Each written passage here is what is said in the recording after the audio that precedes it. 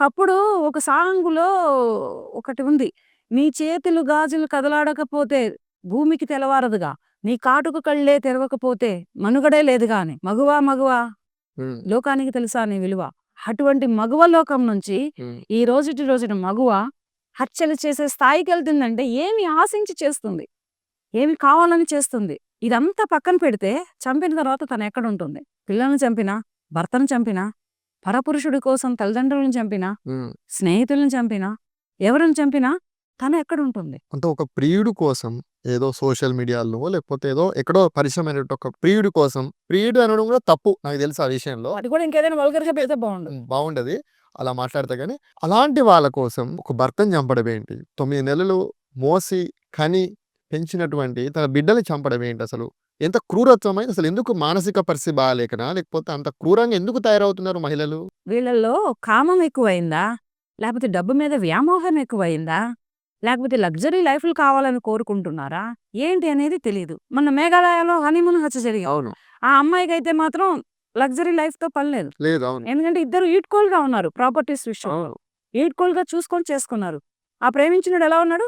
ఉడతలు పెట్టే ఉప్పరోడు లెక్కున్నాడు. అవును. ఈ పెళ్లి చేసుకున్నోడు ఎలా ఉన్నాడు? హ్మ్.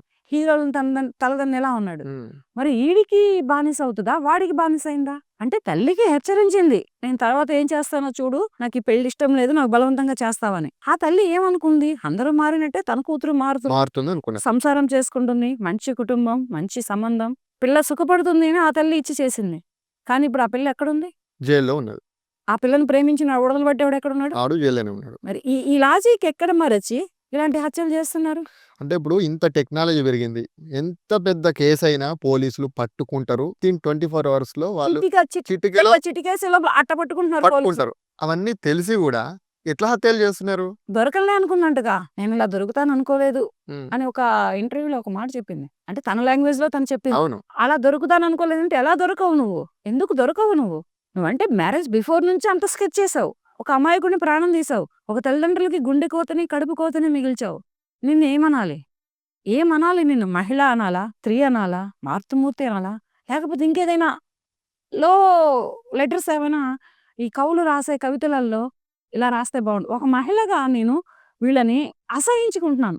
నాకు ఇటువంటి మహిళలను చూస్తుంటుంటే ఒక జిగుప్సతనం వస్తుంది. ఛీ! హ్మ్. వీళ్ళు ఆడవాళ్ళేనా? సరే భర్త అంటే ఎవరో తల్లి కొడుకు. తాళి కట్టాడుగా. జీవితం పంచుకున్నారుగా.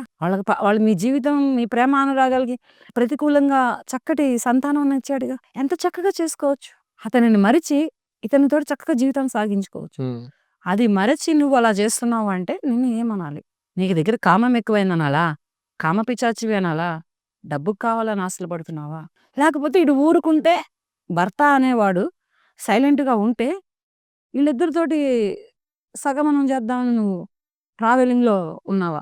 ఇదైతే మాత్రం ఇప్పుడున్నటువంటి మహిళల్లో ఉన్నటువంటి ఓపెన్ థాట్.